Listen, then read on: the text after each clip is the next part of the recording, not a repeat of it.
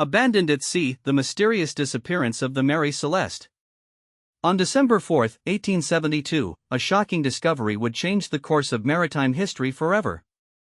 The Canadian brigantine Dei Gratia found a ship adrift in the Atlantic Ocean, its crew nowhere to be found. This was no ordinary shipwreck. The vessel was the Mary Celeste, a sturdy merchant brigantine that had set sail from New York City just over 2 weeks earlier. As the Dei Gratia's crew boarded the abandoned ship, they were met with an eerie silence. The only sign of life was the creaking of the ship's wooden hull and the gentle lapping of waves against its sides.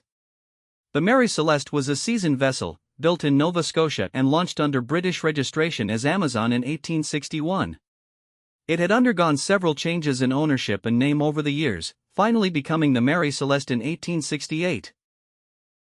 The ship's last entry in its logbook dated back to November 24, 1872, 10 days prior to its discovery adrift. The crew of 7 had vanished into thin air, leaving behind a trail of unanswered questions. As the Dei Gratia's crew began to investigate the Mary Celeste, they found that the ship was in surprisingly good condition, with no signs of damage or struggle. The cargo of alcohol was still intact, and the captain's personal belongings were undisturbed. It was as if the crew had simply gotten up and left, but why? What could have driven them to abandon their vessel in such a state? These questions would haunt investigators for decades to come, leaving behind a legacy of mystery that continues to captivate us today. As we delve into the story of the Mary Celeste, it's essential to understand the context in which she sailed. The late 19th century was a time of rapid industrialization and global trade, with maritime commerce booming as never before. Ships like the Mary Celeste were at the forefront of this revolution, carrying goods across the world and connecting distant lands. The rise of industrialization had transformed the way ships were built and crewed. New technologies and designs enabled vessels to carry larger loads over longer distances, while advances in navigation and communication allowed for more efficient routing and scheduling. The Mary Celeste, with her sleek hull and state-of-the-art rigging, was a testament to these innovations.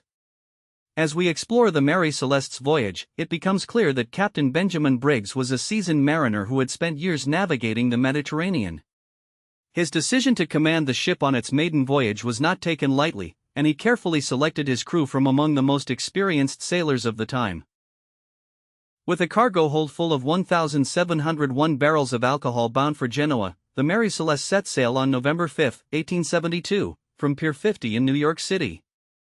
Little did Briggs know that this voyage would forever change the course of maritime history. As the Mary Celeste sails across the Atlantic, a sense of unease settles over the waves. On December 4, 1872, Captain Morehouse of the Dei Gratia spots a vessel heading unsteadily towards his ship, its sails in disarray. As the Mary Celeste draws closer, Morehouse's suspicions grow, and he sends a team, including DeVoe and second mate John Wright, to investigate. They climb aboard, and their eyes scan the deserted decks, taking in the eerie silence. The sails are partly set, some missing, and the rigging is damaged, with ropes hanging loosely over the sides. The main hatch cover is secure, but the fore and lazarette hatches are open, their covers beside them on the deck. The ship's single lifeboat is missing, and the binnacle housing the compass has shifted from its place, its glass cover broken. DeVoe's eyes adjust to the dim light, and he begins to explore the cabin interiors, finding them wet and untidy from water that entered through doorways and skylights. He discovers the daily log in the mate's cabin, the final entry dated November 25, 9 days earlier, recording the Mary Celeste's position off Santa Maria Island in the Azores. The cabin is in reasonable order, with personal items scattered about, including a sheathed sword under the bed. But most of the ship's papers are missing, along with the captain's navigational instruments. DeVoe returns to report his findings to Morehouse, who decides to bring the derelict into Gibraltar, 600 nautical miles away. Under maritime law, a salvor can expect a substantial share of the combined value of the rescued vessel and cargo. As the Dei Gratia and the Mary Celeste set sail for Gibraltar, the mystery of the abandoned ship begins to unfold, raising more questions than answers. The investigation that follows will be led by Frederick Sully Flood, the Attorney General of Gibraltar, who is determined to get to the bottom of the mystery. On December 17, 1872, the salvage court hearings begin, with DeVoe and Wright testifying about their discovery of the Mary Celeste. The hearings will be a crucial part of the investigation, and will ultimately lead to a series of surprising discoveries. As investigators delve into the mystery of the Mary Celeste's abandoned crew, theories and suspicions emerge about what might have driven them to abandon ship in such a state. The possibility of foul play lingers, but the evidence collected in Gibraltar fails to support this theory. Suspicion falls on David Morehouse, who is accused of luring Captain Briggs and his crew aboard the Dei Gratia with promises of salvage, then killing them. However, this theory ignores the fact that the Dei Gratia was a slower ship, leaving New York 8 days after the Mary Celeste departed. Another theory suggests that Briggs and Morehouse were partners in a conspiracy to share the salvage proceeds, but no evidence exists to support this claim. In 1925, historian John Gilbert Lockhart proposed a more sinister explanation, that Briggs slaughtered all on board and then killed himself in a fit of religious mania. However, he later apologized for this theory after speaking with Briggs's descendants. Theories also emerge about the lifeboat, suggesting that its transfer to the ship might have been intended as a temporary safety measure. Oliver Cobb proposes that the main halyard may have been used to attach the yawl to the ship, allowing the crew to return when the danger had passed. However, this theory is problematic, as it would leave the yawl adrift with its occupants if the line parted. As the investigation continues, natural phenomena are considered as possible explanations for the crew's sudden disappearance. DeVoe suggests that a malfunction of the pumps may have created a false impression of rapid water accumulation, leading Briggs to abandon ship. Others propose that a severe waterspout strike or a displaced iceberg could have caused the crew to panic and flee.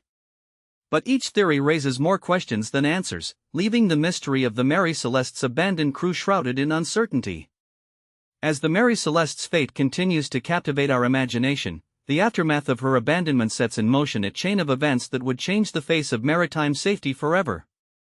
In the years following the incident, the ship's reputation as a cursed vessel spreads far and wide, making it difficult for her to find new owners and crew. By 1874, the consortium that owned her is forced to sell the ship at a considerable loss to a partnership of New York businessmen. Under new ownership, Mary Celeste sails mainly in the West Indian and Indian Ocean routes, regularly losing money and struggling to stay afloat. In 1884, Captain Thomas L. Fleming is replaced by Gilman C. Parker, who would ultimately seal the ship's fate. Parker conspires with a group of Boston shippers to fill the ship with a largely worthless cargo, misrepresented on the ship's manifest as valuable goods, and insures her for $30,000. On December 16, 1884, Parker sets out for Port-au-Prince, deliberately running the ship onto a coral reef, ripping out her bottom and wrecking her beyond repair. The crew and Parker then row themselves ashore, where he sells the salvageable cargo for $500 to the American consul and institutes insurance claims for the alleged value. As the truth of the overinsured cargo comes to light, Parker and the shippers are tried in Boston for conspiracy to commit insurance fraud. Although the jury fails to reach a verdict, the defendants are forced to withdraw their insurance claims and repay all they had received. Parker's professional reputation is ruined, and he dies in poverty just 3 months later. The legacy of the Mary Celeste lives on, however, as a cautionary tale of the dangers of the sea and the importance of maritime safety. In the years that follow, the ship's story inspires numerous retellings and adaptations, including a well-received radio play by L. Dugard Peach and a stage version in 1949. The Mary Celeste's name becomes synonymous with inexplicable desertion, and her story continues to captivate audiences to this day. As we delve deeper into the mystery, we are reminded that the truth behind the Mary Celeste's abandonment may never be fully known, leaving us with a lasting sense of intrigue and wonder. The Mary Celeste's name becomes synonymous with inexplicable desertion, and her story continues to captivate audiences to this day. As we delve deeper into the mystery, we are reminded that the truth behind the Mary Celeste's abandonment may never be fully known, leaving us with a lasting sense of intrigue and wonder. The case has inspired numerous investigations, books, and films, including the 1936 movie Phantom Ship, which attempts to recreate the events surrounding the Mary Celeste's ill-fated voyage. Clive Cussler's National Underwater and Marine Agency has also explored the mystery, offering a glimpse into the ship's history through photos and videos. Skeptoid's Brian Dunning has examined the case, shedding light on the skepticism surrounding the Mary Celeste story.